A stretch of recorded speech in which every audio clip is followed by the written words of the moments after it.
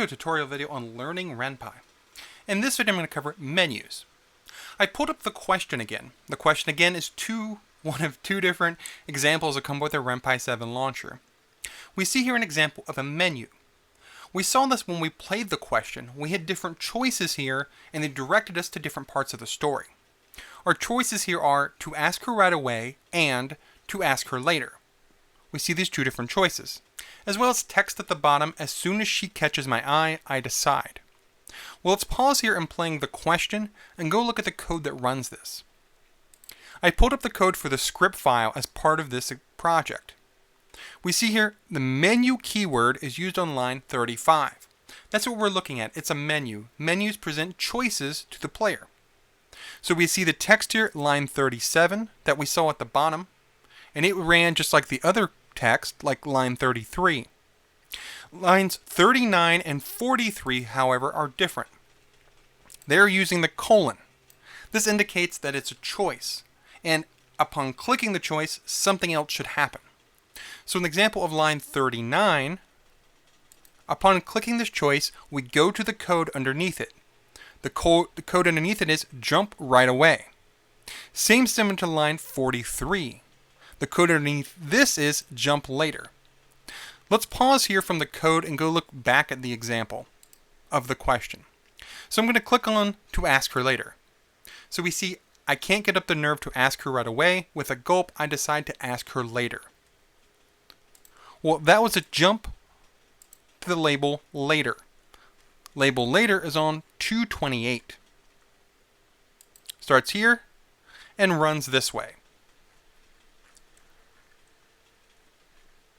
As we see then, choosing either of these options, this first one 39 or this second one 43, branches us to different places.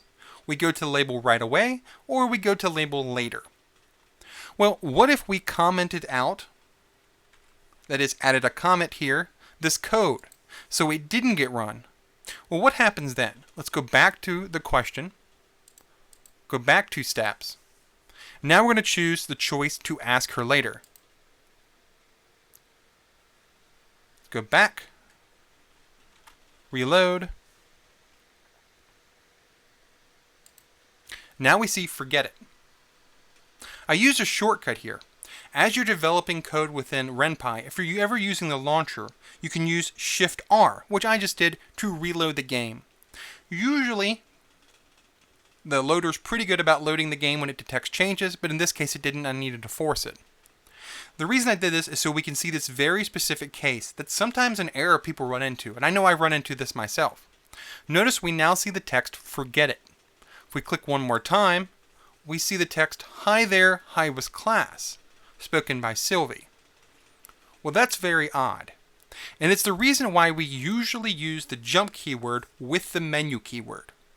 As we saw in the menu keyword starting at line 35, depending on these two different choices, lines 39 and lines 43, we either jumped right away or we jumped later.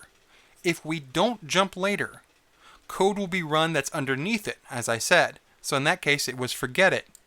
And then code was run underneath that, which was the label right away, which can create a confusing situation if you're not aware of how Ren'Py runs things. Ren'Py runs from the top, the start label, on down the file in order. And so if we didn't branch here using menu, if we didn't either jump to right away or jump to later, it would keep running the file. And so we see here forget it and then hi there, hi was class, line 54. This is a pretty common error people run into, or they forget, that is, when using the menu presenting choices, it will keep running. So it's very common and sometimes recommended, depending on the project, to use the jump keyword with the menu keyword. Again, creating branching paths and then jumping to those labels, using the jump keyword in this case with the label keyword to define different sections. Again, we're creating choices using the menu keyword, line 35. That code is underneath it and indented. We can do the same as outside the code and show text, but as soon as we use the colon, it then creates a choice. This was the first choice, line 39. This was the second choice with another colon, line 43. The resultant of clicking on that choice comes underneath and indented to that code, line 41, jump right away, and until I commented it out by adding character in front of it that made it a comment, line 45. Again, remembering that if we don't jump, code will just keep running underneath it. So in our example of line 43, if we didn't jump, it ran line 47, forget it, and then kept going into line 50, line 52, line 54. So as a review, the menu keyword allows us to create different choices. We create those choices using the text as if we would any other part of the story, writing text within quotations, but then we use a colon at the end of that. So we have menu, its code, which is underneath and indented. We create choices within a menu using the colon. Under that and indented, we create the outcome to that choice. In our example here of early on looking at the question, we saw the menu, line 35, its two choices, to ask her right away and to ask her later. The resultant of those choices, line 41, jump right away, and line 45, jump later.